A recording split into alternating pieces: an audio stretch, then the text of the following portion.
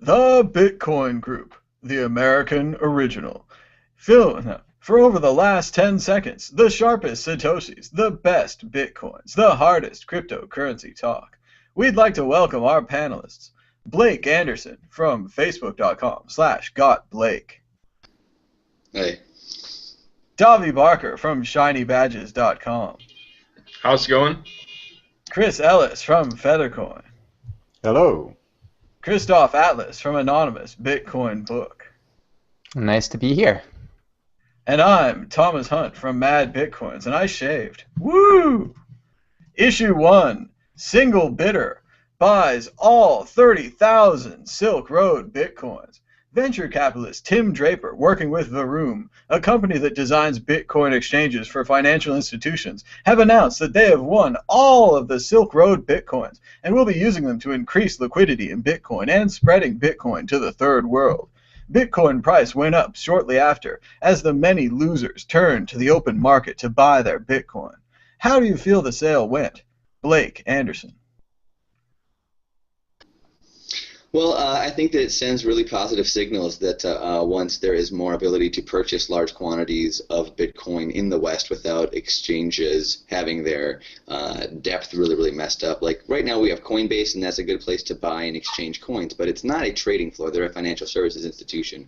So this sends a signal that when one person buys, almost $1.6 million worth of coins all by themselves, that there's going to be some major players dumping some major capital into Bitcoin when the Western exchange is open. And that I think that people should try to get some exposure to Bitcoin before that happens, because it would be great to have motivated and intelligent risk takers benefit from that. Davi Barker.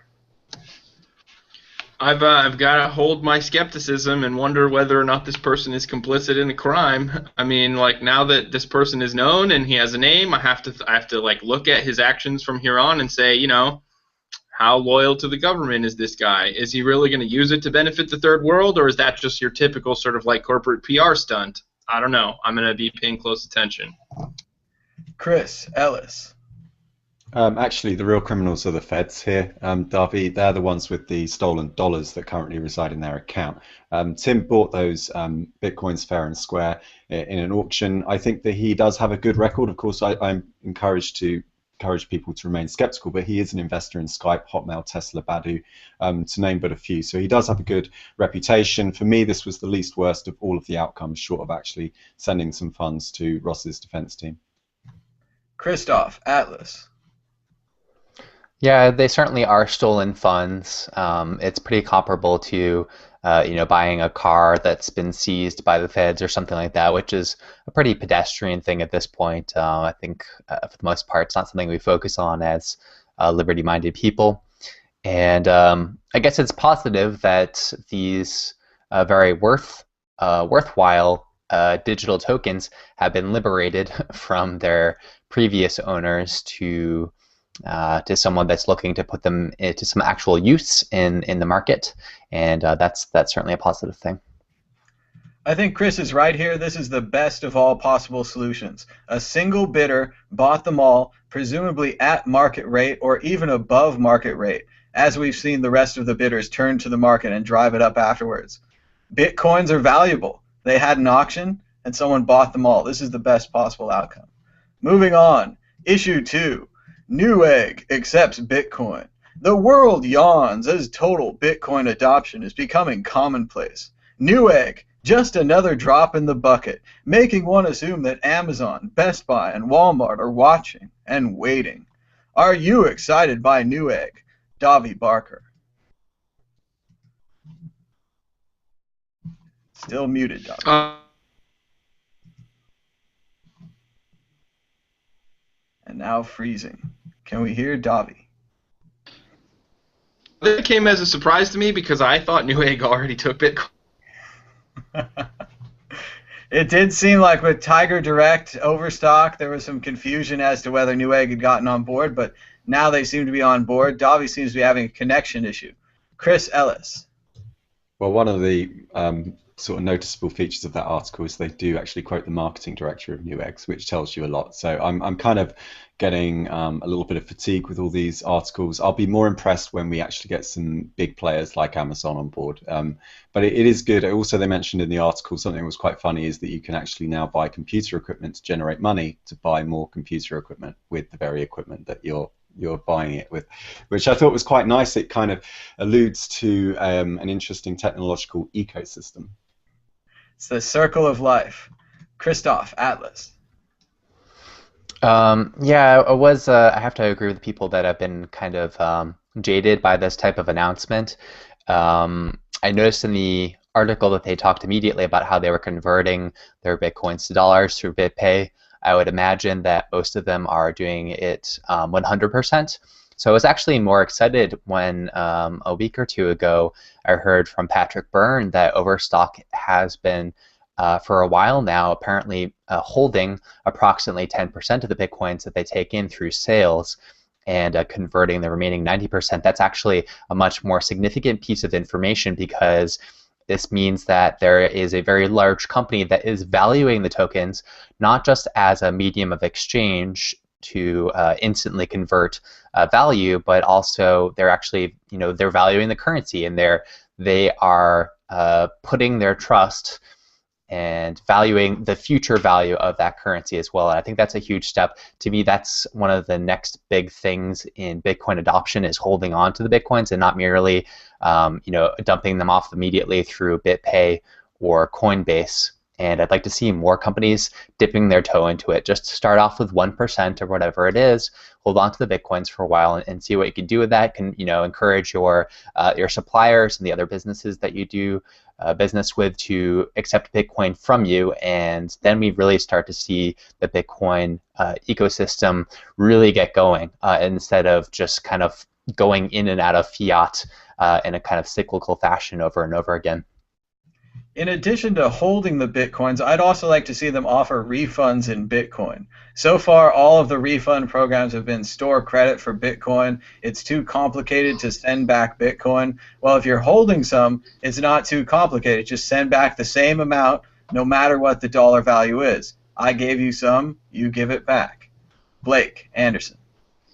Well, I liked NewEgg, and I've liked NewEgg for a long time. I was disappointed to see them waiting, but I really am excited that NewEgg is going to take Bitcoin directly. I think that there can be a negative impact on the market relative to them easing liquidity towards letting go of Bitcoin and getting other stuff and then transferring that back into dollars. So that's a little bit of a leak in the system, but I think that the increased ubiquity and adoption hopefully will be worth it.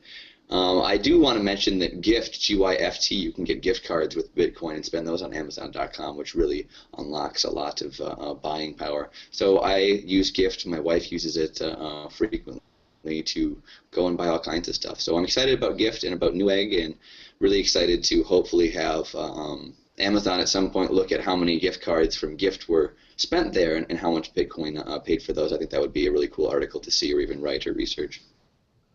I'm sure whoever's in charge of the Amazon gift card program is not going to tell Amazon about the gift cards. It's not happening. It's just a promotion we're doing. That's why we're selling so many. It's not the Bitcoins. Exit question. Who's next? I know we say this all the time, but many had NewEgg as their pick, and now it's come true. So who's next? Chris Ellis. I don't know. It's impossible to say. I'd really like PayPal to get on board with it because they've been talking about it for a long time. Excellent guess. Christoph, Atlas. Well, if you wanted to kind of complete the circle in terms of mining of these cryptocurrencies and then spending them, you would hope to see something like an energy provider accepting Bitcoins for payment. That would obviously be helpful to the miners. Blake Anderson. I think it would be really exciting to see a bigger company like Walmart or Amazon really breach the dike and come in and say we're going to accept Bitcoin and have everybody go, whoa, one of the biggest corporations on earth, or the biggest, depending on what year you're talking about, is now taking it. And then, people may disagree with the regulatory capture practices of Walmart and things like that, but hopefully they would, use some of their weight and toss it towards good or neutral validity as opposed to just continually capturing everything that they can. Good answers all, but the correct answer is Netflix. Netflix will accept Bitcoin. You'll be able to put in a certain amount of Bitcoin, subscribe at a monthly rate. They could just hold the Bitcoins and just keep cashing out a little bit for you each month. It's online, it's digital, you should pay in Bitcoins. Netflix, that's who's next. Issue 3, Silk Road Bitcoin sale, no Boon to Ross Ulbricht Defense Fund. Ross Ulbricht, the alleged Dread Pirate Roberts, is still in prison awaiting trial, and even though the bitcoins from his alleged company have been auctioned off, his legal defense fund could use some donations. They're accepting donations at freeross.org. Donate. Your thoughts on the Ross Ulbricht case? Christoph, Atlas.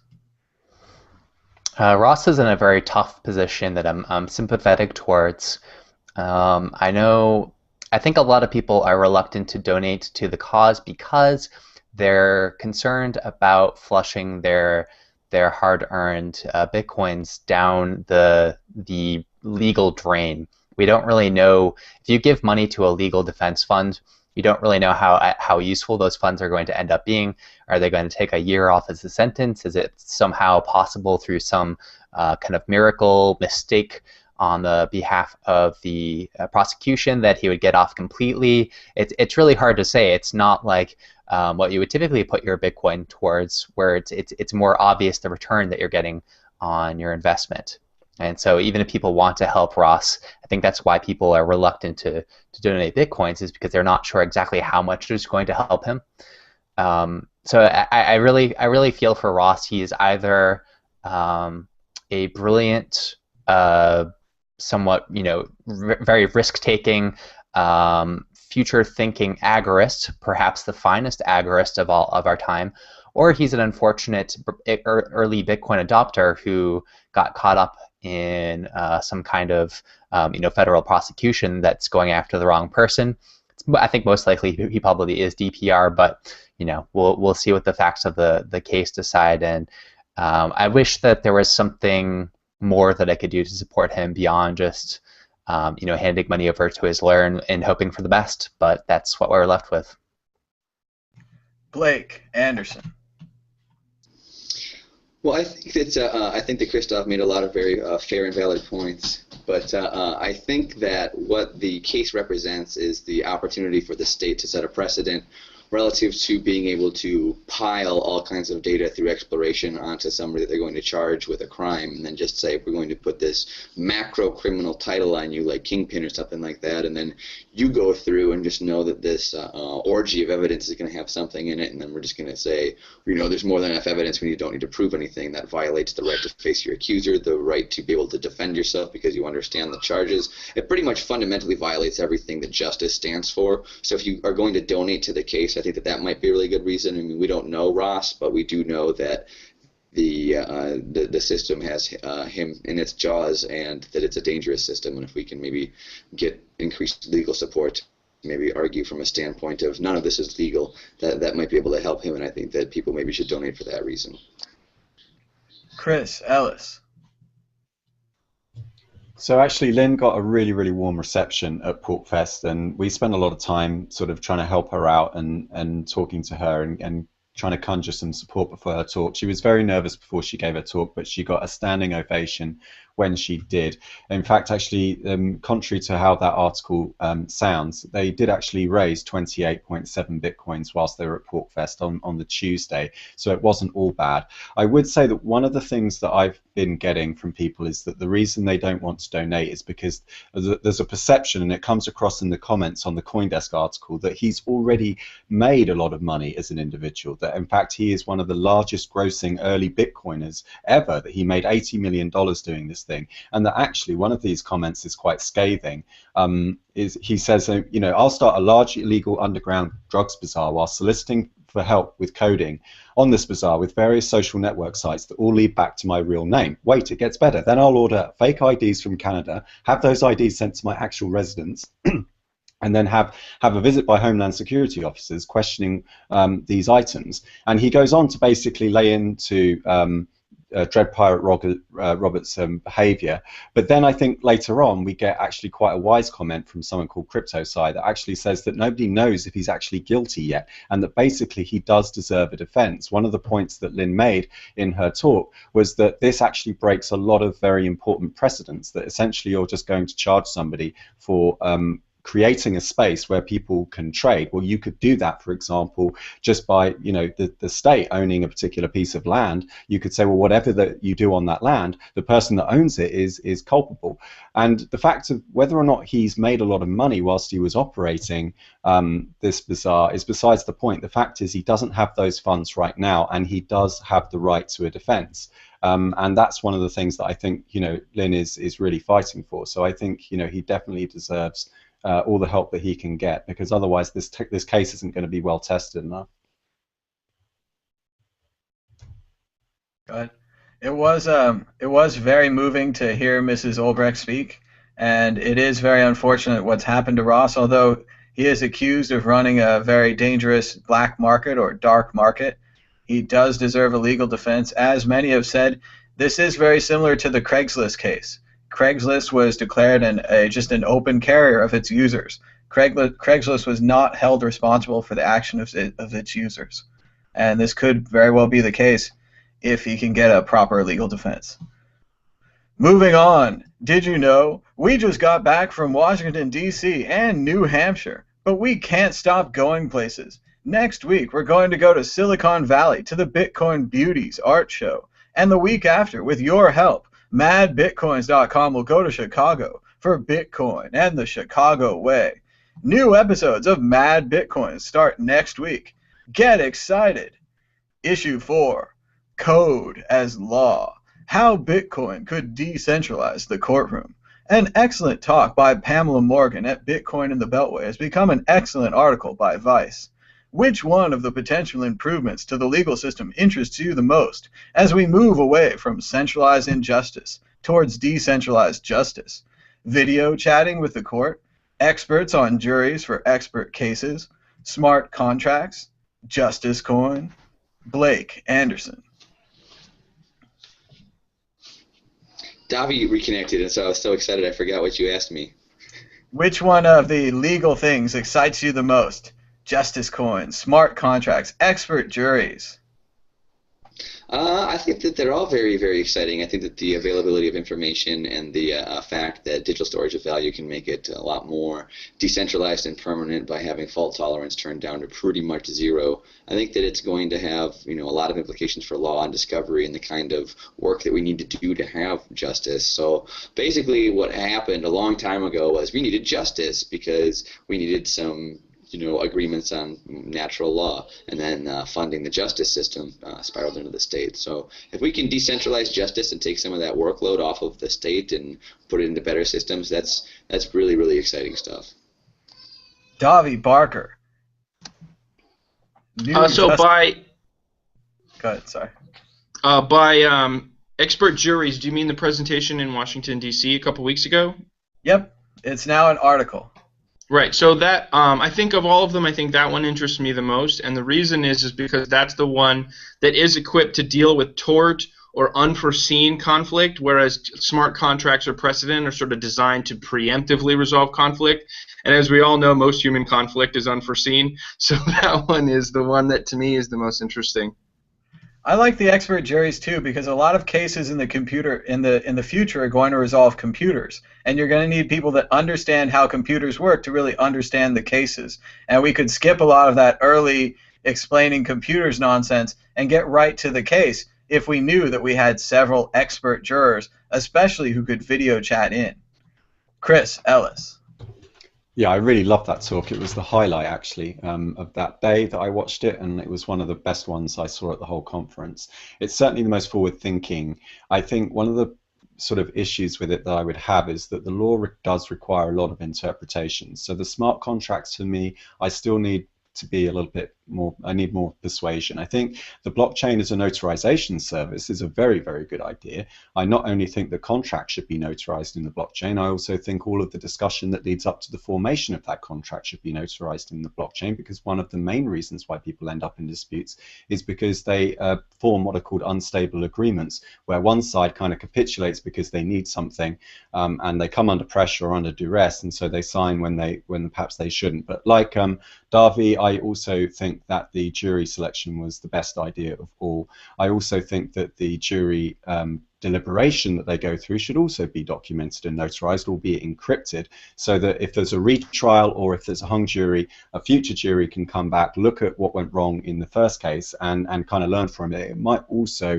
get around some of the problems that you're likely to get with jury selection, which already is a fairly competitive thing in the US, as I understand it. There are entire legal professions dedicated to jury selection. There's a lot of profiling that goes on. So I think there could be a problem there, because if you've got a wider pot of jurors to select from, it may be very tempting for a well-paid lawyer to make sure that you get just the right juror for your case. But I said to her after her talk that I felt that the one sort of line she should go with is just-in-time justice. That's what this is. One of the biggest problems with law at the moment is that the court, no matter how powerful it is, can't stop time and can't bring the court to you. One of the biggest problems with court cases is their emotional drain that they have on the individuals involved. So I think it's a very forward-thinking thing, and it's also about time that we started talking about the full range of capabilities that the blockchain has, rather than this boring old conversation about currency and money. Christoph, Atlas.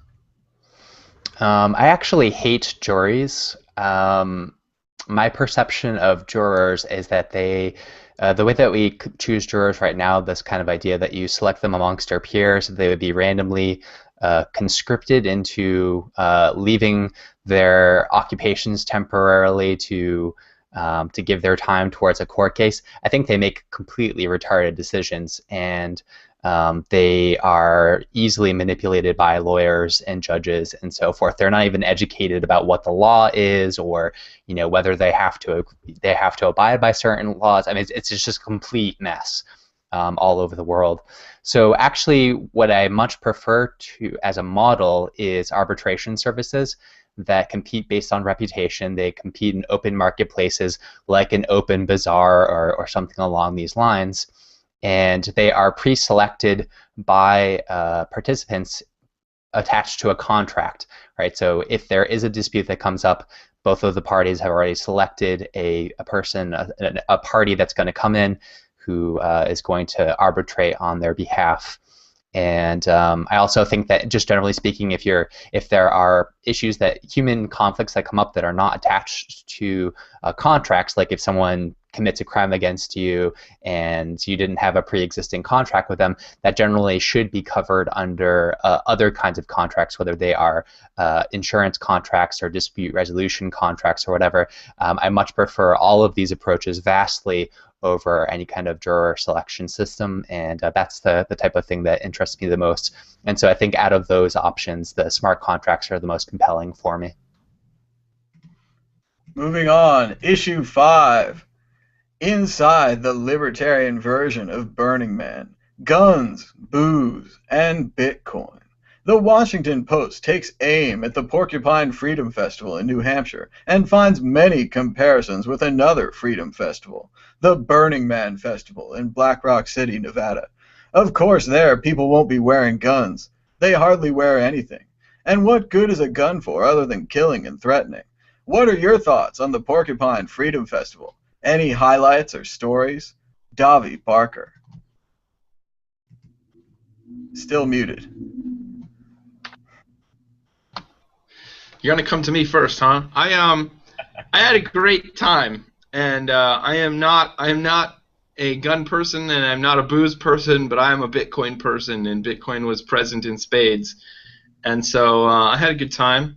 I caught some speeches. I think I participated in some of the best podcasts and radio broadcasts I've heard, and yeah, I mean, it was a good time I had. By all, the thing is it is to a size now where you can't see everything.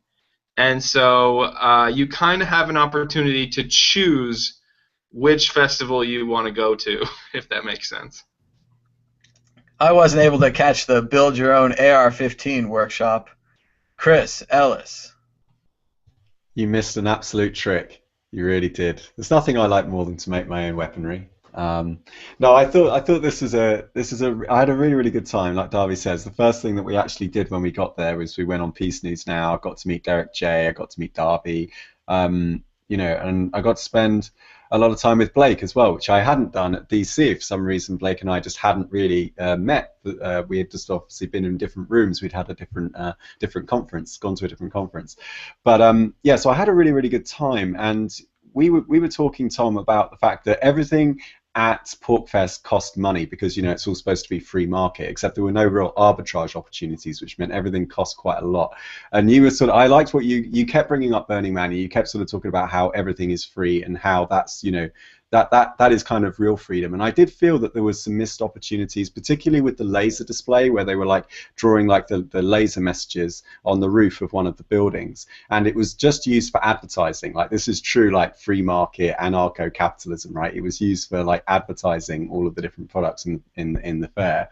And actually, it could have been used to kind of, put up some really good quotes, or it could have been used to kind of engage with the audience and things like that. So I still, for me, there are still sort of things that I think could be done to kind of improve the experience, particularly for somebody like me who's coming in as an outsider, who's kind of new to this scene.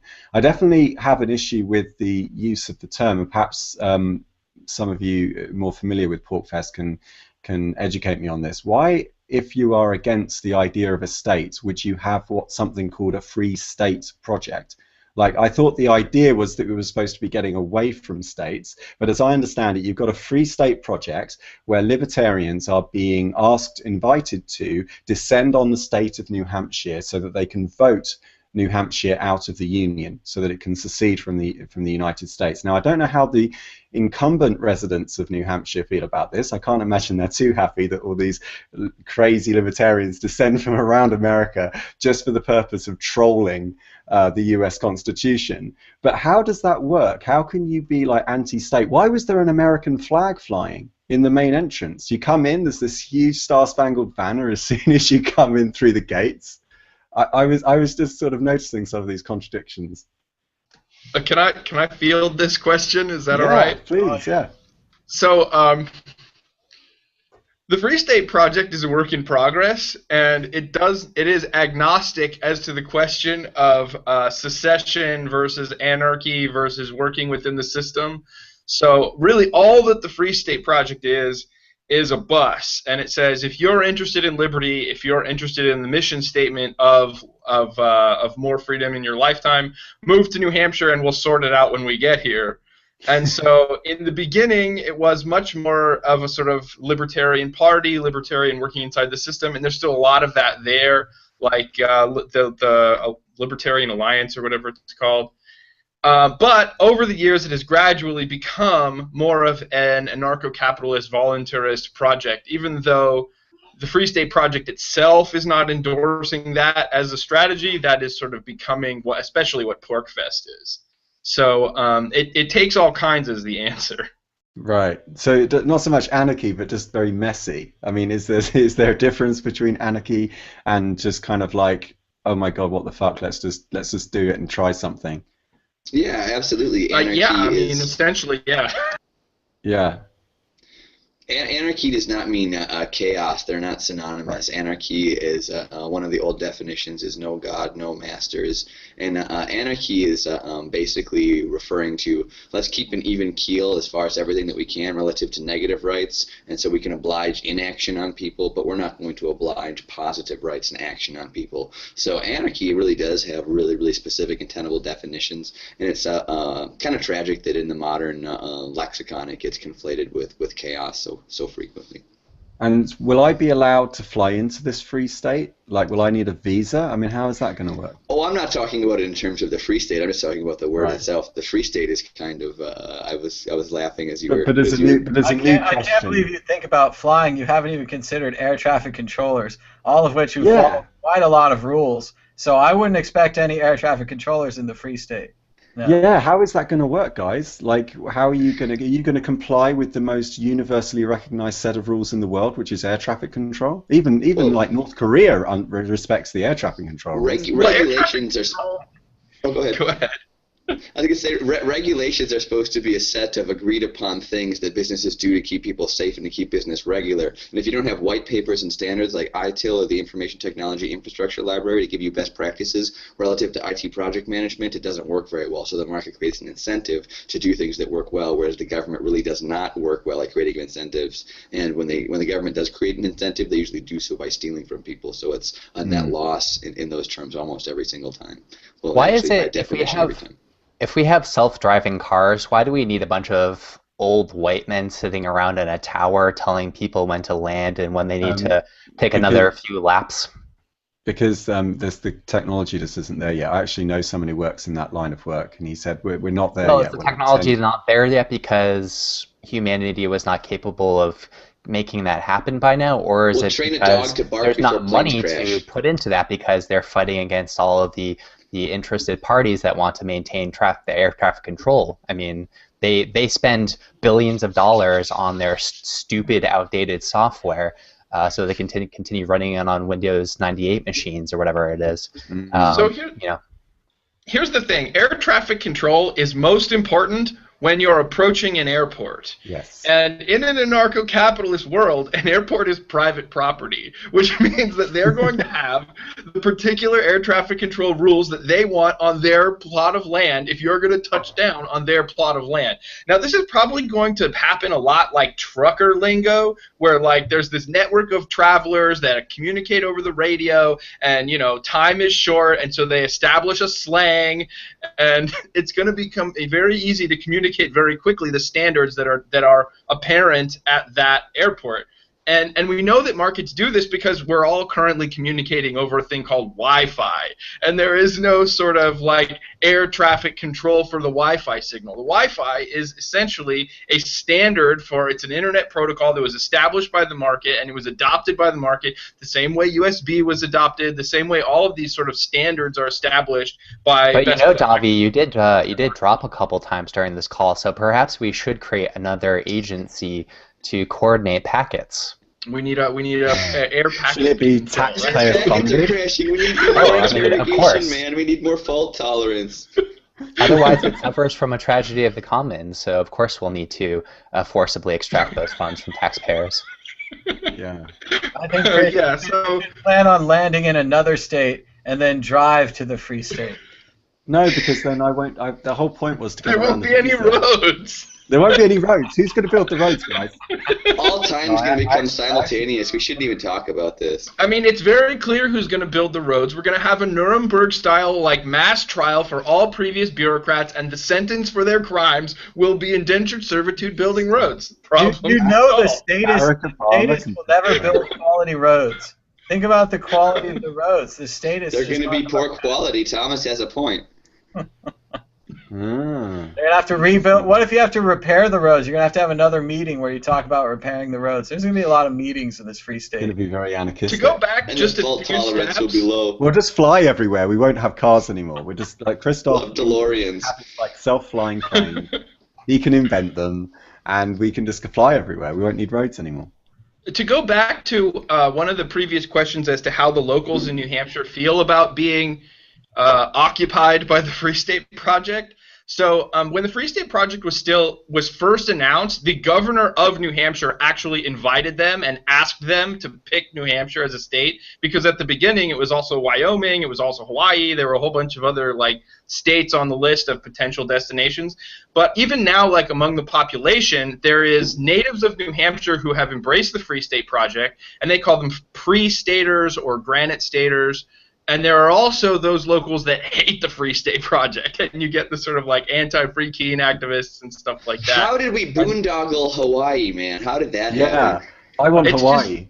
Hawaii is worse than California, man. It's too far of a stretch politically to move in this direction. Thomas is going to rage on you. Wyoming's cheap, man. That would have been a good call. There is a free state Wyoming, and you can also move anywhere. You can be a free state of one. That's libertarianism right there. That's the truth of it. Now, I just wanted to tell a story that I heard at PorkFest that reminds me of this. Someone had written a short story. This is probably part of their story. And they said, oh, the libertarian revolution has begun. And this guy says, he came out of his factory and he said, okay, guys, I work in this nuclear power plant over there. I'm the only one who can run it, and I have to work there 24 hours, 7 days a week. All I need is for you guys to bring me some food, some water, so I can keep this plant running. Well, are you talking about the whitest kids you know? Is that what you're talking about? You're bringing up a comedy. You know how that turned out, right? Yeah, they all beat up the guy with the colored T-shirt. The market took care of it. They only needed 1 or 2 nuclear explosions before the market took care of it, and they didn't have a nuclear plant anymore. So there you go. Television teaching lessons. Christoph, do you have any ideas on PorkFest? We didn't come to you officially.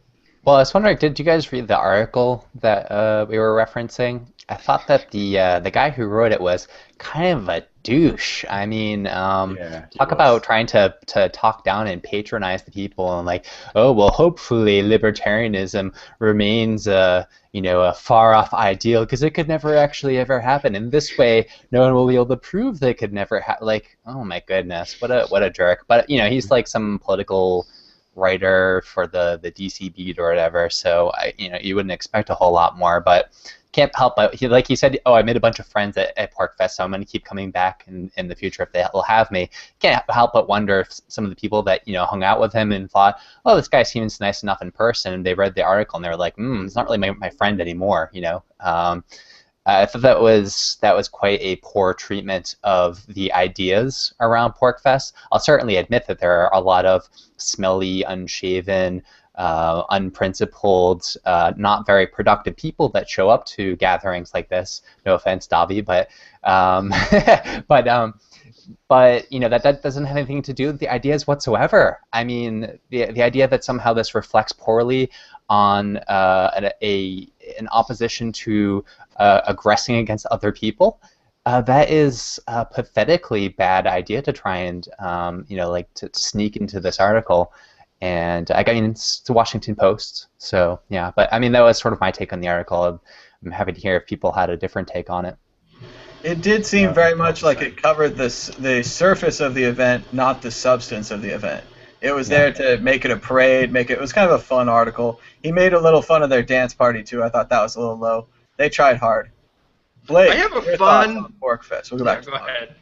Go ahead. My thoughts. Well, first of all, I was a last-minute attendee, so I came out there and I was like, I'm going to stay with my friend, and I'll fly out on Monday. And so I went up there and I was like, hey, friend, what's going on? Can I come over? And he's like, I'm not flying out till Thursday. And I was like, whoops, that's not good. So Will Pangman, who's like the nicest guy, was like, you can sleep with my family in the tent on the floor, and we'll move the dogs and stuff. And I was like, thank you, man. That's like, I don't have to sleep outside. I might not die from this. This is gonna be great. And then Dobby's like, you could sleep in this caravan. I'm sleeping on the floor. And I was like, oh, Dobby, thank you so much.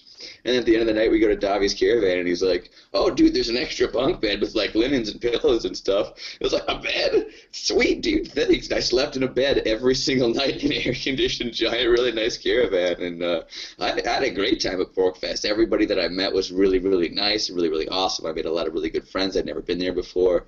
The dance party, I got overloaded a few times and could understand why maybe it freaked some people out, but it was fun to go in, and then you get overloaded and you go out and look up at the stars, and it was just an amazing time. I've never been anywhere like it, so it was great. The stars were very nice. Davi, you have a story from PorkFest?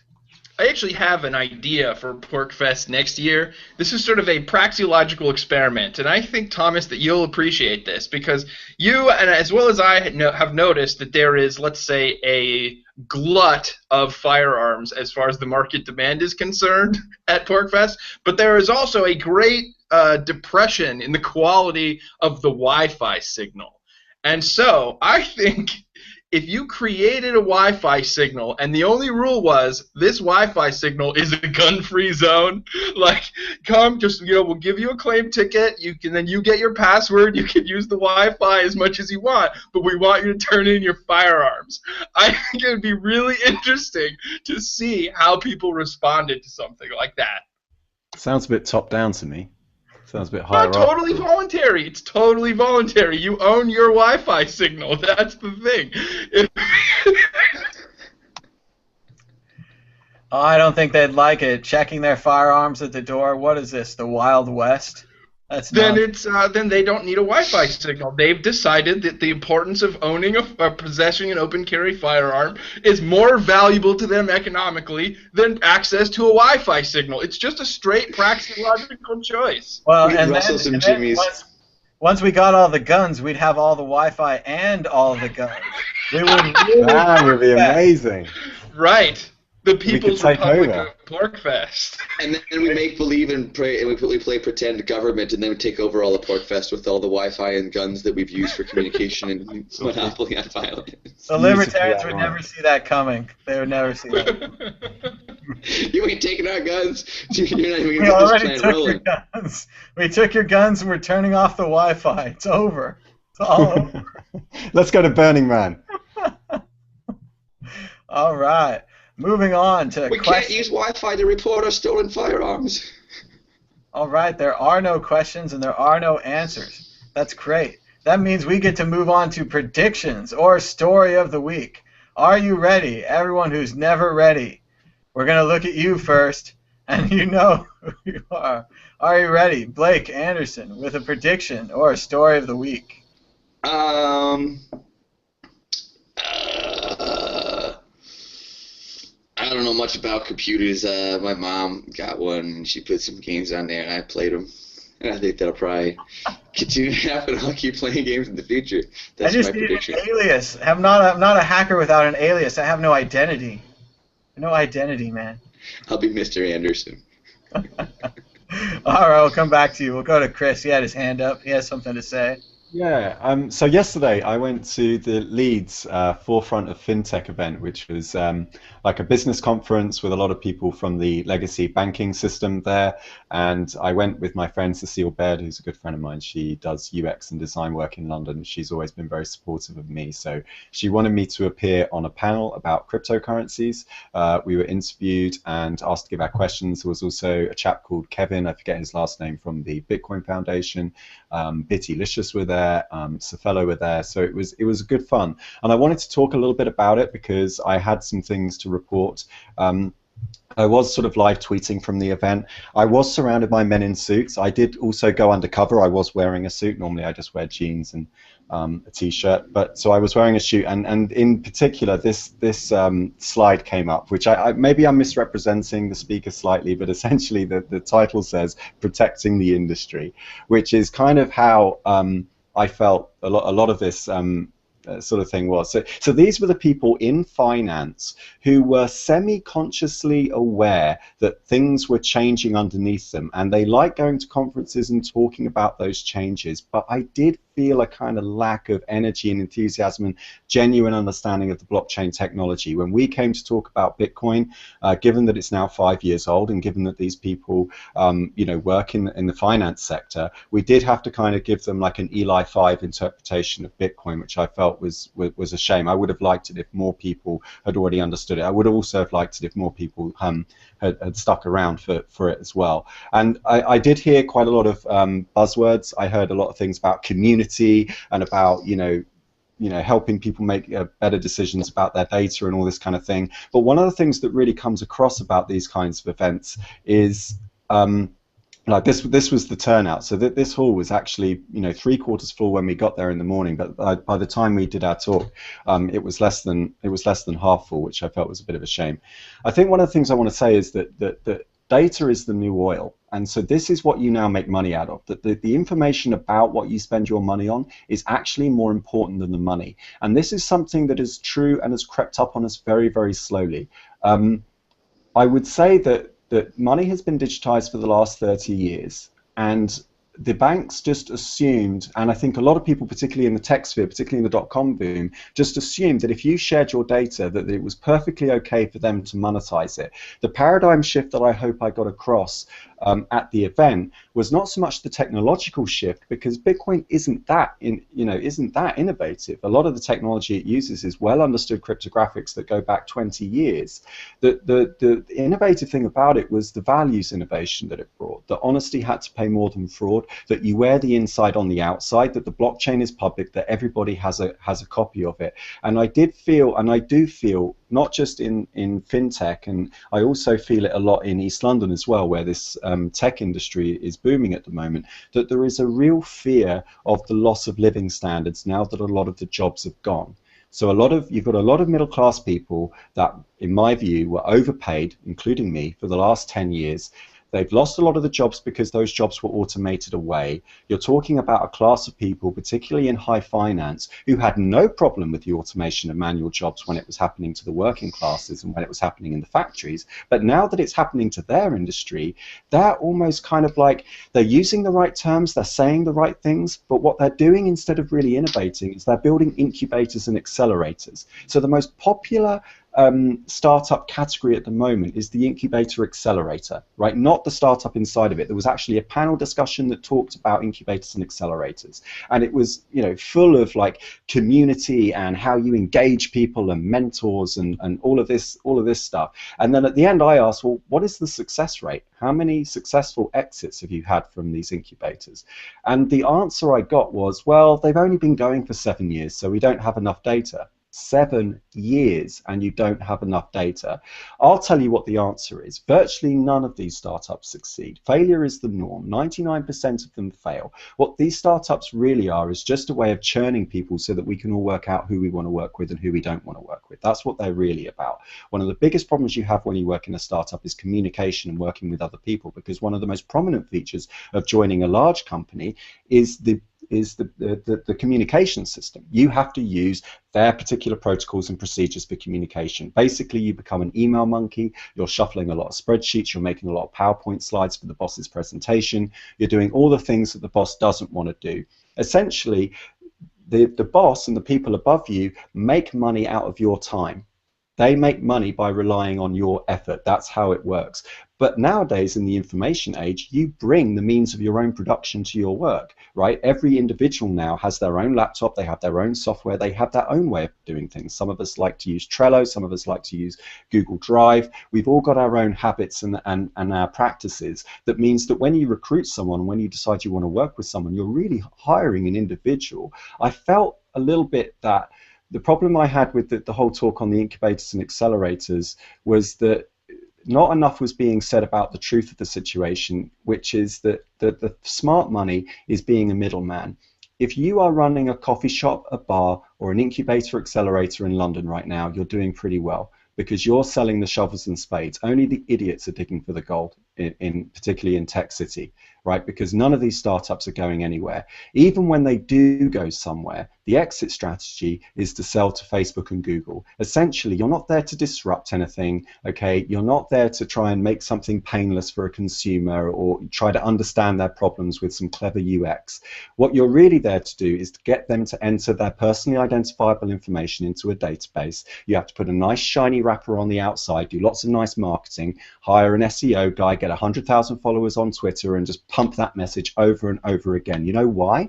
Because the underlying postulate behind advertising is that consumers can't be trusted with their purchasing decisions. You have to tell them what they want, and you are going to tell them what they want. You know why? Because you've got 5 angel investors who aren't running charities. They gave you that money and they expect a return.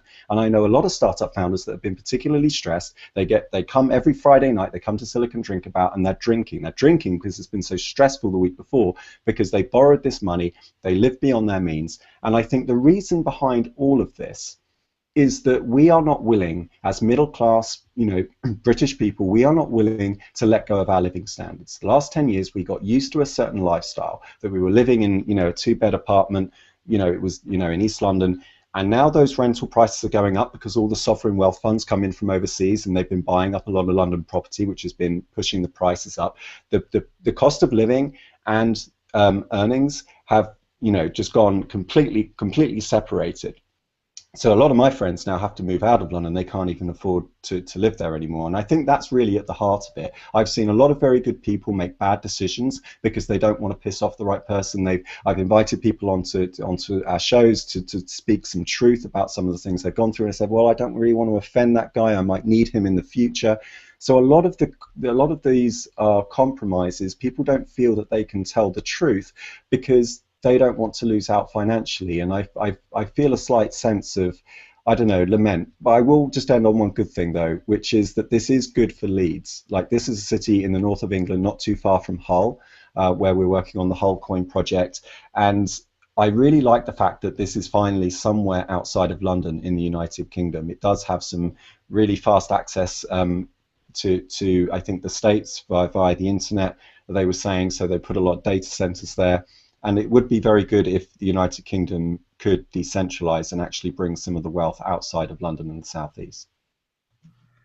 I'm going to start an accelerator for incubators and an incubator for accelerators. That's what you should do. Atlas. I'll see you in Decentralized Court because I'm doing it too.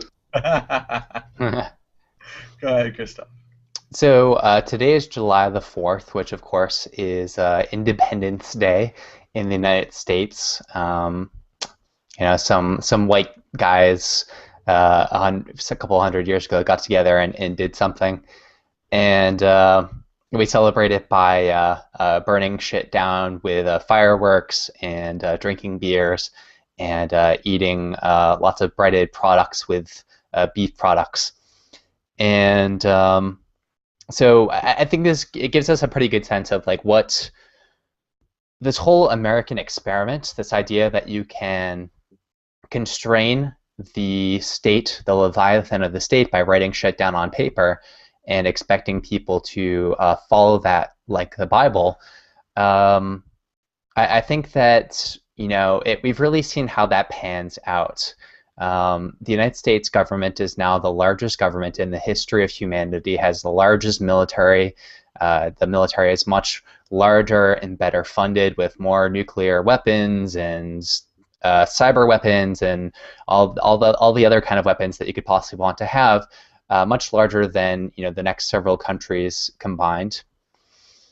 And this is what July 4th has come to mean. Is like it's a little we participate in these trivialities on this date that no longer really, it doesn't have very much meaning any longer. It's just it's the day that we use to commemorate a failed experiment.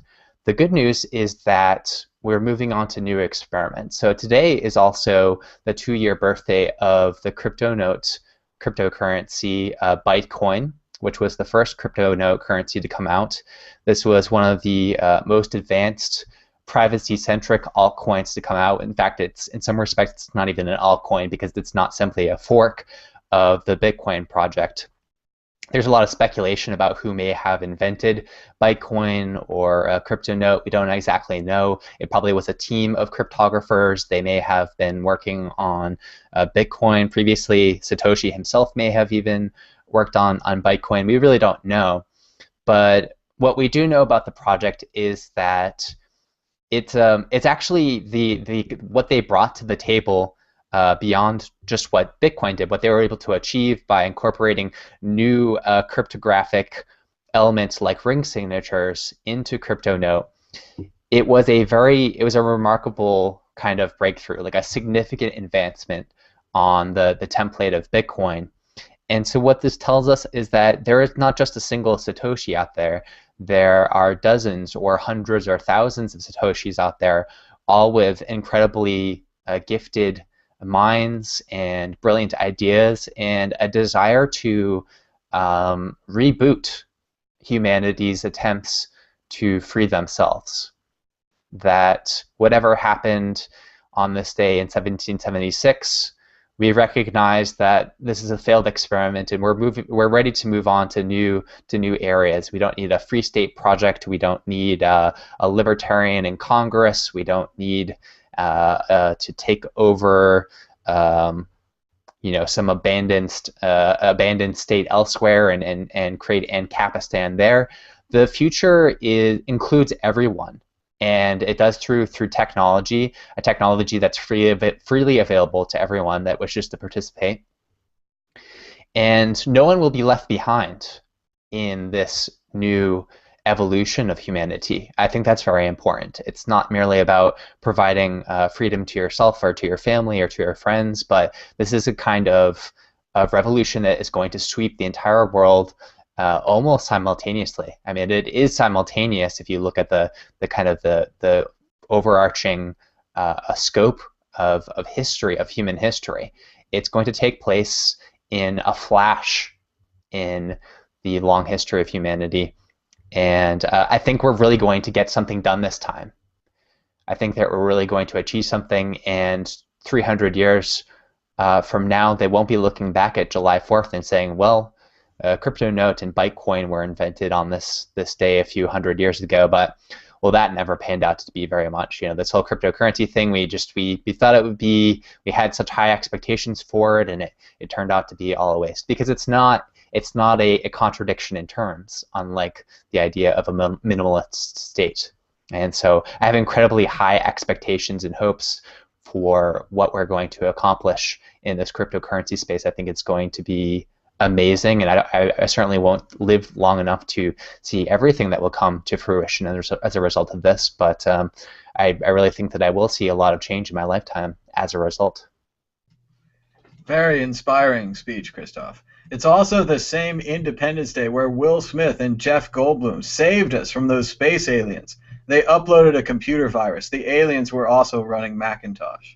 Blake Anderson, story of the week or prediction?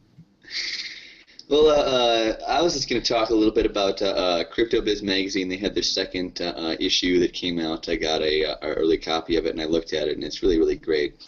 It's a digital magazine, CryptoBiz Mag.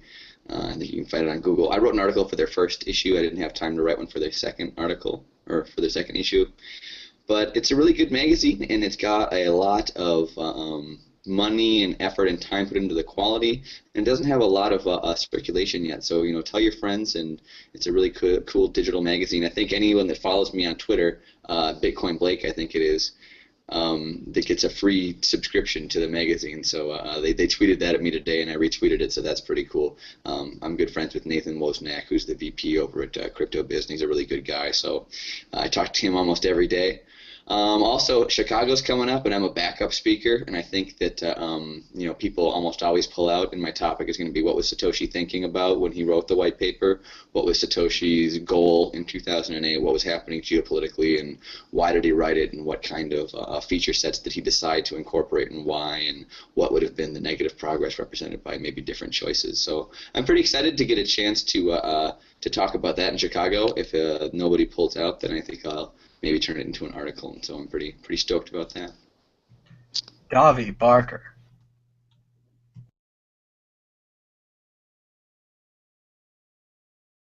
So I have kind of a story and a prediction, and what it is we sort of gave birth to a meme in Washington, D.C., and that meme is titled "Such Oz, Much Wow." And what it is so maybe you guys have heard this before. The original Wizard of Oz is allegedly an allegory for precious metal, where the golden brick road is the road to prosperity, and the Emerald City is green like a greenbacked currency, and there's nothing behind the curtain. And so what we're doing is we're writing a Wizard of Oz for the crypto millennium, in which it is an allegory for Bitcoin. And so Dorothy is an old woman. She's running for governor, and her new dog Doge discovers the ruby slippers, chews them to pieces, and lands himself in Oz unexpectedly. And of course, Oz is in ill repair and whatnot. So what's interesting about this is that nobody is claiming to own it. We've all sort of contributed little pieces of it. I've started typing up people's handwritten notes, and I'm putting it on my Facebook wall. I'm probably going to put it onto Bitcoin Not Bombs' page. But my prediction is that this story, this meme, is going to explode, and we're going to lose control of it. And maybe we'll write it as a short story, maybe we'll publish it somewhere, but because there's no author, because it's open source, because it's not copyrighted, it's going to go viral. And we're going to see people making little YouTube animations of Doge in Oz, and we're going to see people making little video game adaptations, and we're going to see big Hollywood productions of Doge in Oz. And we won't see a penny for it because we didn't copyright it. But I think that it will have as powerful of an effect on the culture as the original Wizard of Oz has had. And that's a prediction and a story. So now, moving on to my prediction. Zero tolerance of cryptocurrency on exchanges week has started out slow, but I can now confirm that all of my Bitcoins are safely secured on BIP encrypted paper wallets. Step-by-step instructions and videos on the way. We will not stop until your Bitcoins are stored in paper wallets. Own your own keys. Store your Bitcoins on paper today and tweet about it.